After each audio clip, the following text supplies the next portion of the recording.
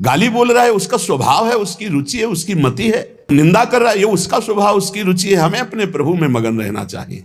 दुर्वाच्य कोट्यो करोड़ों गालियां दे है, फिर भी हमारे हृदय में उसके प्रति द्वेष भाव ना हो, द्रोह भाव ना हो। और स्तोत्र खूब आपकी स्तुति करे, लेकिन आपका प्रिय भाव नहीं होना चाहिए। स्तुति करने वाले पर प्रिय भाव और निंदा करने वाले पर अप्रिय भाव, ये संसारी पुरुष में होते हैं, भक्तों में नहीं होते। भक्तों में क्या भाव होता है? निंदा करने वाले में प्रिय भाव और स्तुति करने वालों में उदास भाव, उदासीन भाव, न प्रियता और न कठोरता, उदासीन भाव। लेकिन निंदा करने वाले में प्रिय भाव।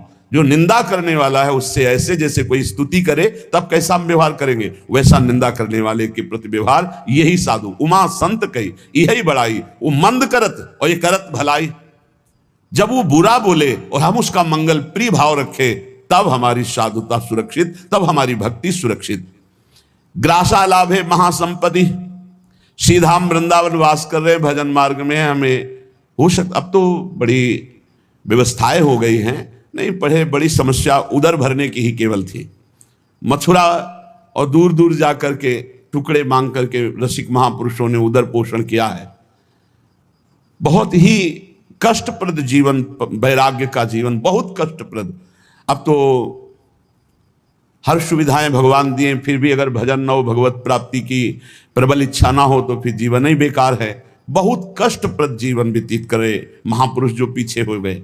बड़े बड़े मच्छर, क्योंकि खूब लताएं थी, सांप बिच्छे, खाने पीने की व्यवस्था नहीं, कोई रहने की व्यवस्था नहीं। आज इस वृक्ष के नीचे, कल उस वृक्ष के नीचे, भारी कष्ट सहते हुए प्रियालाल के लिए हर समय तड़पते रहते, रोते रहते।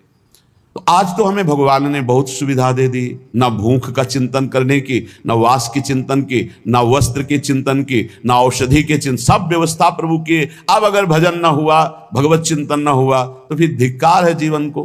प्रभु ने सब जो चिंतन करने के अवसर थे सब वो बंद कर दिए।